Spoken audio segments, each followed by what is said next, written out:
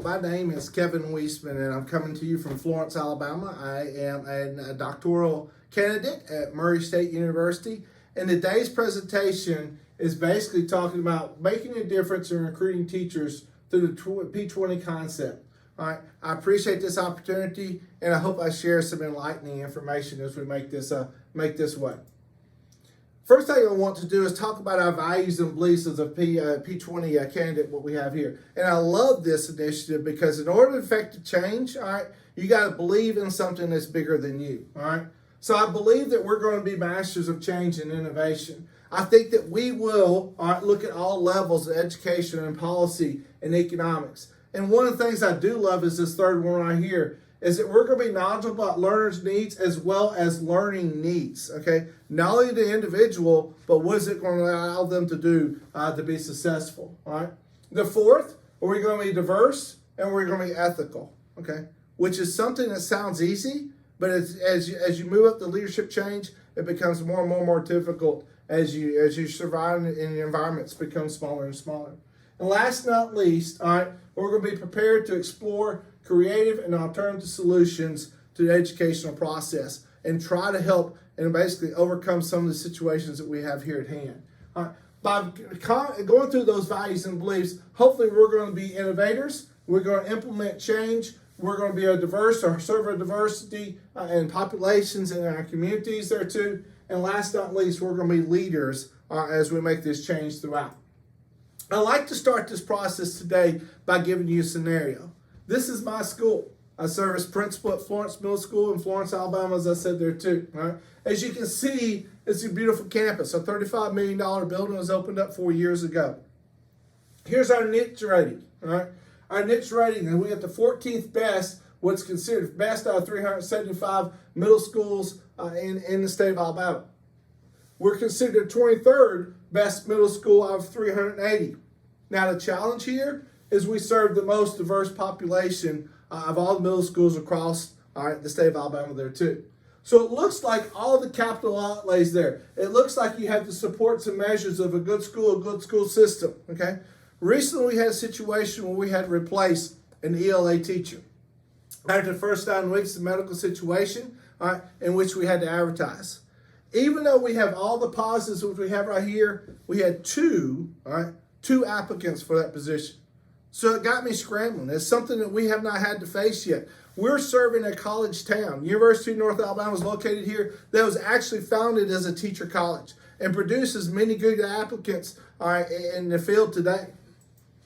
So what are some of the states around us, what we're seeing across the United States as well there too? And for example, okay, Texas is trying to supply their classrooms. 1 out of every 5 are basically sidestepping the certification process. In Oklahoma has developed this adjunct type situation where if you can basically take care of the local parameters, you can sidestep then the state certification, what we have there too. Florida has turned to veterans and allowed them to come into the classroom and basically take care of the certification process there too. In Alabama, nearly 2,000 of our state's 47,000 teachers did not hold a full certificate in 20 and 21. We can also see that 7% of our teachers are teaching out of field, what is scary there too. Now, we're not unique in that much of our problems in certification and trying to find teachers and everything else are in our poverty areas in larger cities. In Montgomery, for example, 7 out of 10 middle schools had a higher rating of 10% of emergency certification. And basically we see 3 of those with 20 emergency certification. 20% had emergency certification, what we have there too.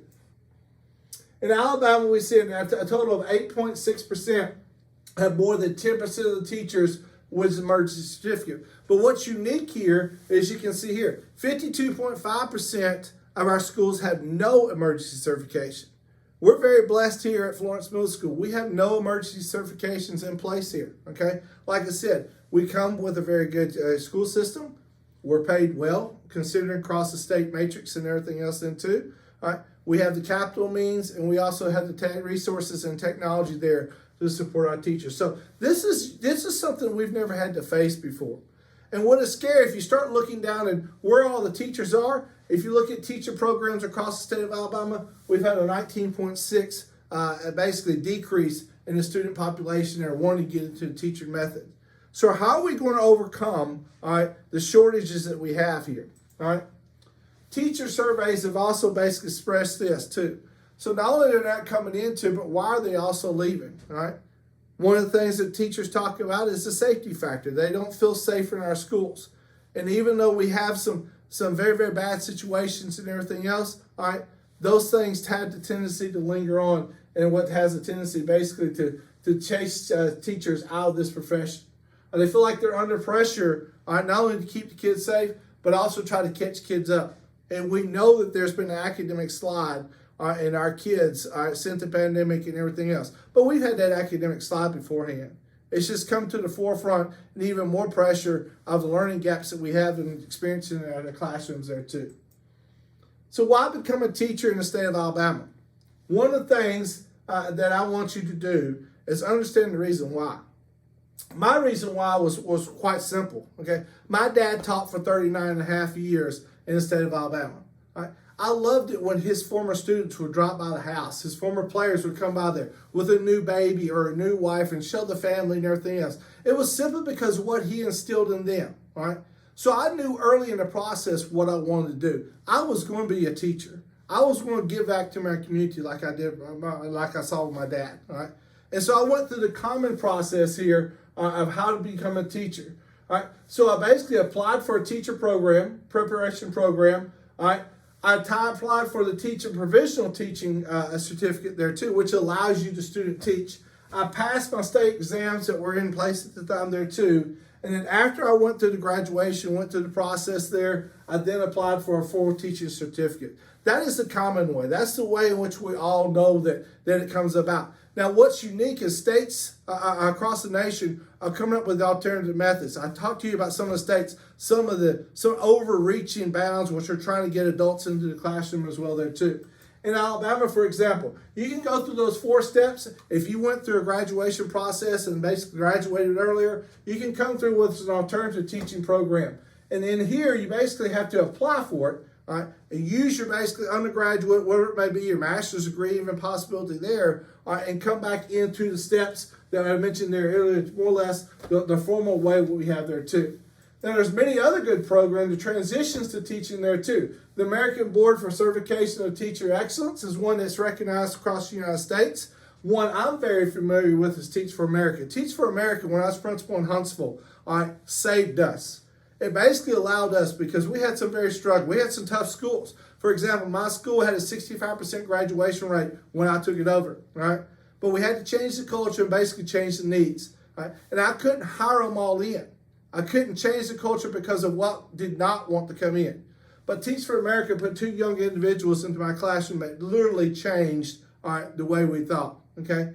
They were very successful students, very successful college students, and now basically they have gone on to med school and become doctors, all right? But they wanted to get back to the community, right?